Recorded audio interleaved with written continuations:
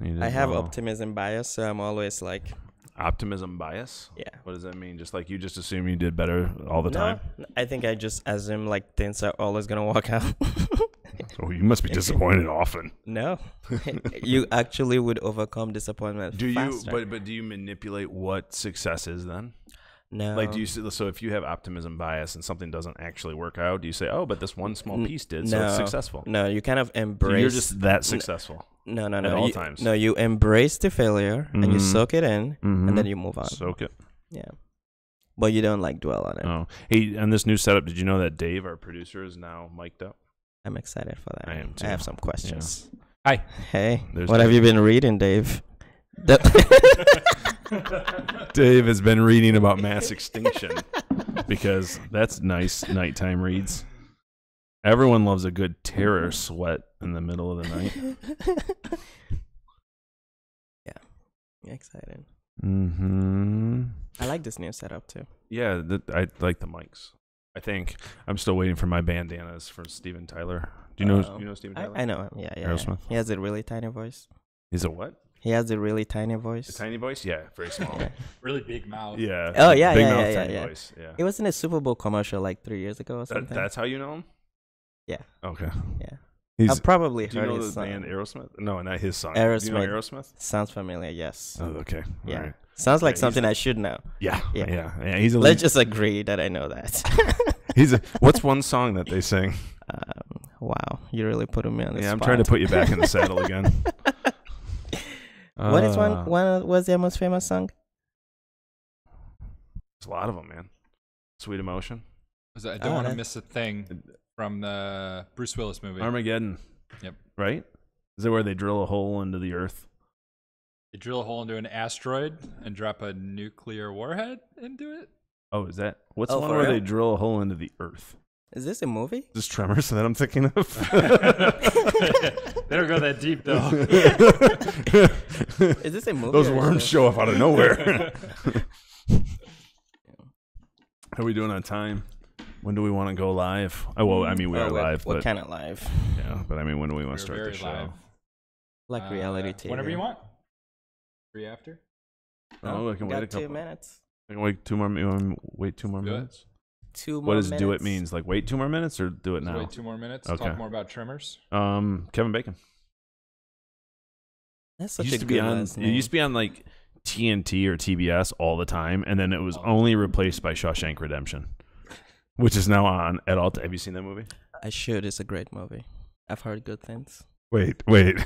Does that mean you haven't seen it? I haven't. Oh, okay. Wow. That's something I'm actually ashamed to admit because I know it's a great movie and I've seen the. Well, it seems like you don't know. It's a great movie. Nah, I've heard so many good Oh, things. he's heard Somebody good send things. that DVD in for Toby. Is it on Netflix? No, it's VHS. HBO? VHS. It might be two. VHS. It might be 2 VHSs. Like you probably don't remember that. They used to send like Titanic would come in like 2 VHSs because it was too long for a standard VHS. Oh, It was before like DVDs and Blu-rays. I've been like watching old movies lately, and not long ago I saw Titanic for the first time, and not long ago also I saw Gone. Is it Gone with the Wind? Or Yeah, something? Gone with the Wind. That's a way older movie. Yeah, I've been trying to like. Did catch you up. cry at all during Gone with the Wind? No, Titanic. Oh, Titanic. I did not cry. Oh. I saw it in 3 sittings. So first day I watched like an hour. Second day I watched another hour. Oh, it's hard to get emotionally involved when that happens. Yeah, you gotta like really like buckle in. Yeah, I have and some watch it. non-committal to that movie, Uh-huh. and I knew the end as well. Wait, the shipwreck. What happens Did to you the know ship? Yeah. That was like if I didn't know. Spoiler alert. Yeah. So how do they do in the water? In what way? Well, do they die? Oh, they should. I think they died. They right? should, or How do I you heard- survive that cold water? I think they did die. yeah, they didn't have wetsuits. Uh, Yeah, I heard the such water a was tragic story. chilly. Well, they were really confident in the boat, right? They called it Titanic. They said it was unsinkable, and iceberg right ahead, gone. It's life sometimes. Mm-hmm. Alright. I think we're ready to go. Let's move. All right. Welcome, everyone, to our second episode. I'm Dan, your host, and I'm joined by Tobi. co-host. And this is Labs Live. It's the only tech show in Detroit Thursdays at 3 p.m. live on YouTube. So if you have tuned in, it's because you have nothing else to do, and we appreciate that you are here. So about the show. Now, let's just talk about subscribing. Take a minute, hit that red subscribe button, hit the bell icon to be notified, because otherwise you don't get this alert when we go live, and you're really going to want to have that. Yeah. And I was going to talk about the show being available after on YouTube. But then the more Corey mentioned that if they're watching this, they may not need to go after and watch it on YouTube unless they just want to watch some highlights and reruns and replays. People watch videos more than once. So this is one of them that you think they're going to watch more Absolutely. than once? Okay. All right. Great conversations. Okay, so it will be available. Also, there's a little chat room. If you have a question, then put it in there, and Dave will attempt to let us know that there's a question, and we will attempt to answer it. Dave is mic'd up. Dave is mic'd up today. So if you're just joining, our producer Dave has a mic today. So you can say hi. Say, mic'd up. Mic'd up. That was aggressive. All right. On to today's show.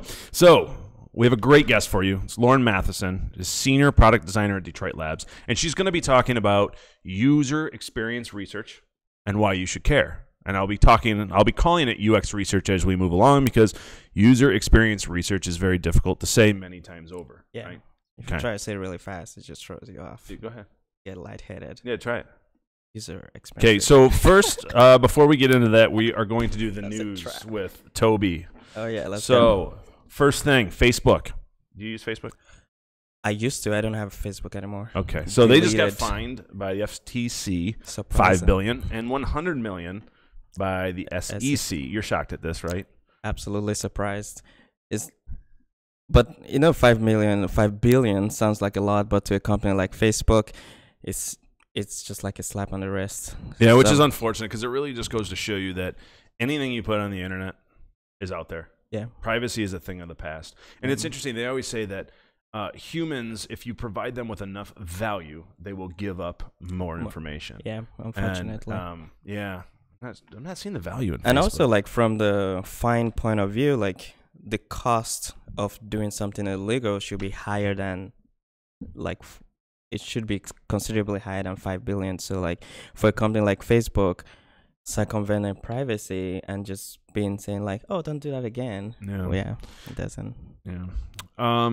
Next, AI beats 5 poker champs. This was interesting too, because AI playing poker is not new, right? They've been doing it for a while, and it's always done pretty well against 1 or 2 people. But the complexity of throwing 5 people and the different variations of hands and things like that. You're in the chess world, big chess fan. What do you think about AI playing some of these strategy games? It is great. It's actually counterintuitive, because when for example, you play a game that AI has been introduced into, you would think that like you're just gonna hate computers because they're gonna be better than you for sure. But in chess, I think computers and AI in general has kind of improved the game. The quality of Grandmaster games we see these days is like off the charts. And are they improving like the one-on-one personal skills? Like, so if you play against an AI in your free time, or that's how I practice work, actually. So you play against AI, okay? And has that made that, I assume, makes you better rather than playing against a person? Absolutely, because when you play against a person, they would make mistakes. But if you play against AI, generally they play very sound, so your game is stronger. So when you play against a person, you just crush them. Does it eliminate emotions from the game? I mean, how emotional is chess? No emotions, in my opinion. I assume it's like a heated battle. Yeah, it is a battle. Okay. Knights. Knights and rooks and queens. There's no emotions. It's just dominance. Wow, escalated. All right. Amazon. They've taken a lot of heat lately over the treatment of employees. I think they just had a strike at some of their fulfillment centers. But they did announce that they're going to invest $700 million to retrain a third of their workforce.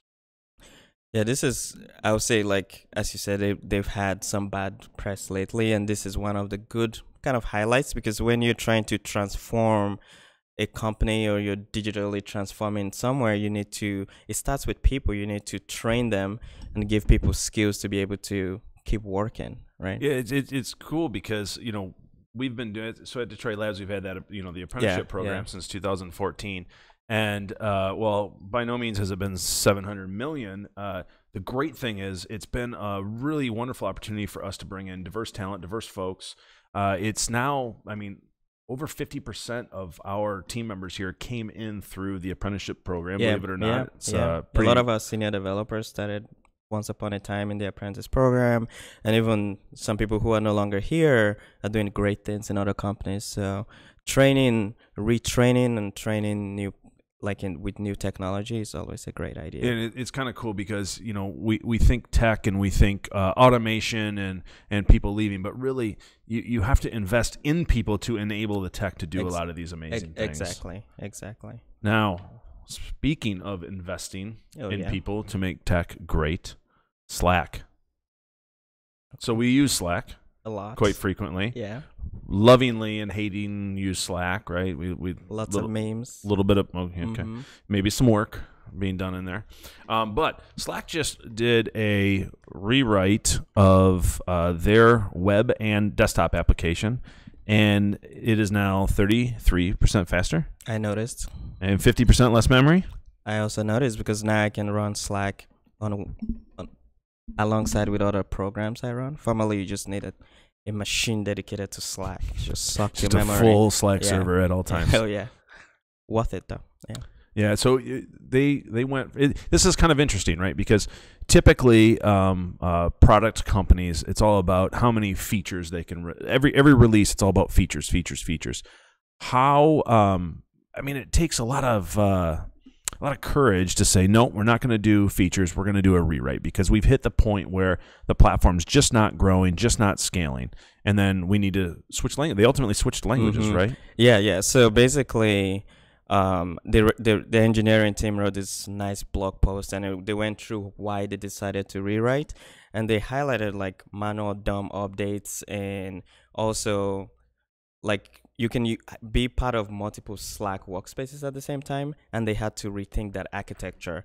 And they made a point that was very striking, that every software project has a lifespan, and there comes a point where you have to like either gradually rewrite or just completely rewrite, because technology has moved so much further and there are better ways to do things now, which they did. So they switched to like React and using Redux and Redux Thunk to kind of redo the architecture of like workspaces, and also updating like your emojis and stuff like that. It's also kind of cool because we've been using React here for a while, internal projects and for client projects. So it's always nice when a big company like Slack comes out and uses the same platform that you've been using, same framework, if you will, that you've been using, and it validates that a little bit, right? Yeah.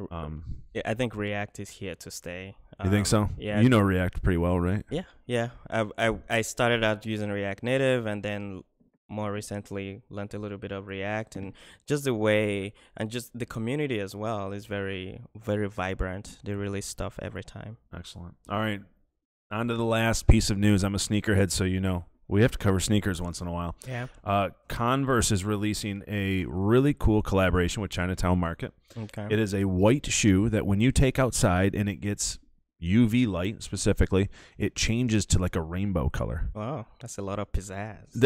It's just a lot of bling. It's really fantastic. But totally the cool thing is it happens fast. So I mean, relative, I guess. But when you take it outside, it's better than the glasses that change, the UV glasses. And then when you go back inside, they never ever change back. So you're wearing sunglasses inside at all times. Yeah. So it's faster than that, which is really awesome, and just kind of an interesting piece of technology. Out yet, do you know? I didn't read that far down in the article. Okay. I didn't prep that well. Probably be out like next month-ish. I don't know. It's sneakers, so it's probably sometime in 2021. And yeah, because you got to get the hype going. All right. That's it for news, Toby. That was fun. So I thought so too. Now we are on to our guest. All right. Again, Lauren Mathieson. Yeah, you can move down over there. Lauren Mathieson, a senior product designer at Detroit Labs. And we are going to be talking about user experience research. How we doing, Dave? How we feeling? Hello. Hey. Hello, Lauren. Doing great. A lot of great energy. You're okay. Excellent. All right, Lauren. What is user experience research, and why do it, especially at the beginning of a project? So I think the importance of user experience research is really to set like a really great foundation, and it really just helps us make better products. So it helps us empathize with our target users. It helps us kind of make sure that we're connected to them, make sure that the goals of the product match the goals of the user. And I think the biggest thing that a lot of people don't think about is that they're not typically the target user themselves. That seems to be, right? yeah, that seems to be, I mean, it seems to be natural for a human to just assume that, well, the way I use the app is the way anyone will use the app, yeah, right? Yeah, absolutely. Especially if you're building an app for a very specific process or a very specific market. You never know what's happening in context when they're using it. So it's great to be able to figure that out. So is that first step just really coming to the realization that, okay, I get it, I'm not the user of this, and then there may be people in the world outside of me type thing? Yeah, absolutely. Okay. So from a business standpoint, so if I'm a product owner, I'm a business owner, and you know, it makes sense to invest in you. Like, why would I make that investment, right? It's upfront, that's cost, that's time before building a product. Why do I do that? What's the value? Well, I think it really goes in line when we think about Agile as well. Like, it's easier to iterate and correct or adjust in the beginning. So, and back to what I said about like foundation, spending a little bit of time at the beginning to make sure what you're building is going in the right direction, and kind of setting up the goals and to be scientific, like any hypotheses you would be kind of thinking about as you build a product. That way you can always revert back to them and use them as like starting points. And do you help define some of those metrics up front too? So if you're trying to figure out like what, you know, that's one of the challenges with any software, right, is ROI. Mm-hmm. Is that part of that process early on, trying to figure out what some of those metrics are to figure out if you are achieving some type of a return? Yeah, absolutely. And you can use some methodologies to get there, but typically part of spending that time up front is to really help figure out what the users are actually going to do in the product, and then you can try to set those metrics. So the business may have a goal that they're trying to then the user experience person would then define a way to be able to meet those goals, and then you can track them. And you need a very like tuned in client, right? Like that's, you know, not just kind of throw it over the wall. You need somebody that from a client side that's like really passionate about this as well, and kind of step by step, or, you know, hand in hand with the UX team, correct? Yeah. But I also think that I've worked on projects in my career that we've had to definitely like work a little bit to get buy-in. But I think that a lot of times once they see the results of our research or our testing, they're usually bought in right after that. Okay. So UX, and especially UX research, a lot of times you hear about it from I don't know, like an ideological or theoretical type thing. Like you just need to do it because it provides better return. What are some activities, just some like first steps that a business owner or a product owner could do just to kind of get that first couple steps of a UX? Sure, absolutely. So I think the two easiest ways to kind of get your foot in the door when it comes to UX would be doing user interviews. So that would just be talking to your target customer, asking non-leading questions, making sure that you're listening and not guiding them. And then you'll almost always uncover some insight that you weren't accounting for. Back to that, you're not the user. Make sure that you're eliminating any of that bias there. And then another methodology, and my personal favorite, would be user testing. And you can find, the statistic is that you can find up to 85% of any potential issues, usability issues, with just 5 people. Really? So, that's interesting. So that's can be a very low cost way to get fast feedback. And then you can use that feedback to kind of increase your confidence in your solution. And then also doing that also tends to de-risk a lot of things. So making sure that you're building the right product, and then also making sure that you're not losing customers due to like frustration or usability problems or accessibility problems. And is that something that you would do only up front on a project, or only up front during the product definition, or is that something that should be done just ongoing? I think that it should be done ongoing. It's really an iterative process. So, you can build it into your release planning. You can, and that kind of goes along with MVP. What is what is the base, and then as you learn more and as you get more users in your product, you get more data through analytics or through testing, then you can keep going on and build that product better and better. So do you kind of like do it for every feature that you add into the project, kind of? Yeah. So anytime that there's a new feature request or something that you might want to test out as a hypothesis, like we think this might be a good way to solve this problem, it's always good to kind of frame that potential feature by using a couple different methodologies. Oh, that makes sense. Yeah. So we were talking about this early on. There's a common misconception that any designer is a UX researcher, any UX researcher is a designer. Like, what is the difference between the two? Yeah, I think that's especially now that UX is growing and has been growing for many years. A UX researcher, UX designer is typically going to be the person who does that initial research or does that testing. And they're really about defining what the product is. If, like I said before, making sure that the business and the users meet at a good place. And then they do some things like wireframing or user flows. So it's really about focusing on that initial pass and structure of the product you're building, versus make more of what a lot of people traditionally think is a designer, who would be doing like the look and feel, any like brand translation, or like interactivity, animation, et cetera, et cetera. So I'm kind of reading through the lines here. So you're saying that on a project, it makes sense to have two. All right, it makes sense to have more than just a designer or a UX researcher. Yeah, definitely. There's a lot of things that can be done at the same time in tandem. And there's a lot of value that you would get just by having another set of eyes on something.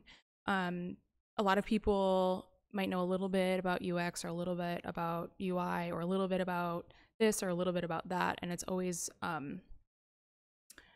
great to get another set of eyes on something and also allow the information you're gathering to kind of go through another mind as well. It's kind of back to that bias, right? Mm-hmm. So there are ways that we can kind of eliminate that, but it's always just more efficient to work with two people, make sure that somebody can keep their full attention on one thing versus the other, depending on their strengths.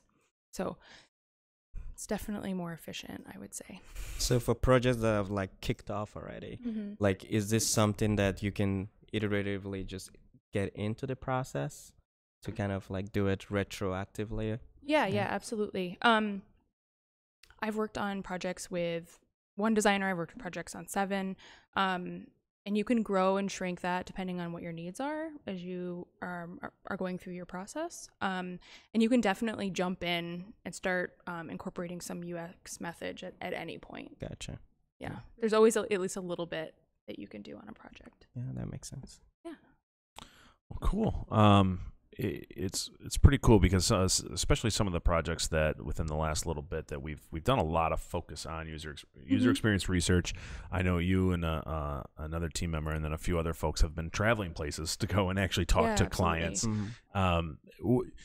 What is it like, and kind of put you on the spot here, but what is it like going into essentially a business that you may not have background in, or just a situation where you may not have a ton of prior experience? Is that a good or bad? It seems like that might eliminate some bias, but it might also be difficult. I actually prefer going in without a lot of, you're going to have some foundational research. You're obviously going to know what the business is trying to do. Sure. And we might have some feedback from maybe like our product owners or clients that can help us shape that, but we always make sure when we're doing that research that we're keeping it as neutral as possible. Okay. Gotcha. But I know I said that user testing was my favorite thing, but also really love doing contextual research. I just really like to see how users use things in their environment. And and kind of uncover some of those things that maybe you weren't thinking about while you're sitting in front of your computer, And is that so? I suppose it kind of hits on a couple different things here, but for the contextual piece of it, is that first like seeing what they're doing like today, right? Like before a solution. Yeah, absolutely. And then does that come into play later on? Is almost the same thing, but with the product that's being built during that iterative type of. Okay. Yeah, absolutely, and that's a great way to measure some of those metrics that we were talking about. Like test the product as it is now, find out where those pain points are. Like maybe only 20% of users are completing something, and then go through your process, come back with a new product, test in the same way, and then you can really tell whether or not what you did was a success. And do you film people doing that, or is it like you just write it down, or is it depending on the comfortability? Or I think it's depending on how comfortable folks are, and like what your budget is and what your time commitment is. What would be ideal? I think it does depend. I think that if you've got a client or you're working on a product where you've got a lot of like stakeholders that aren't going to be with you during your research, it's great to film because nothing helps convince somebody better than seeing it themselves. I know that sounds a little bit like snarky, but I've done that before. I've actually sometimes you paint your own picture about what's doing. Exactly, and then and then being able to film or and show folks that aren't in the field or aren't doing that specific task really helps create credibility. A lot of times though, we're working very quickly, so we do some more like low fidelity stuff, like taking notes, maybe recording something on our phone. But that's also another reason why it's great to have two people, because like one person can facilitate your conversation, the other person can take notes and like capture data. So it's awesome. Yeah. So invest in user experience up front. It will pay off big time in the end. You won't have to do a lot of rework. Right, Tobi? No. You agree with that? From the developer side, would that be helpful for you? I agree. We've been doing a lot of projects with, as she mentioned, with like design first, and it's made a huge difference. Like you just learn more things, so you don't have to like keep like rewriting and rewriting. So, awesome. Yeah. Well, Lauren, thank you so much for coming on and joining us. Thanks, now you Lauren. all know that a focus on user experience research up front will ultimately give you a far better product in the end, less rework, overall great experience, and your users will be happy. So don't forget to hit that red subscribe button. Hit the little bell icon to be notified. Tobi, you're subscribed, right? I am subscribed, notified. Probably just got the notification right now. That's probably not good because we started the live stream like a while ago. Wow. So I'm hoping that's when you got the notification. Wow. The goal is to do this every 2 weeks, Thursday at 3, schedule permitting. Sometimes Tobi and I have to travel, and we'll see how that goes. Maybe Dave can host the entire thing by himself. That said, have a great rest of the day. Thanks. Bye. See ya.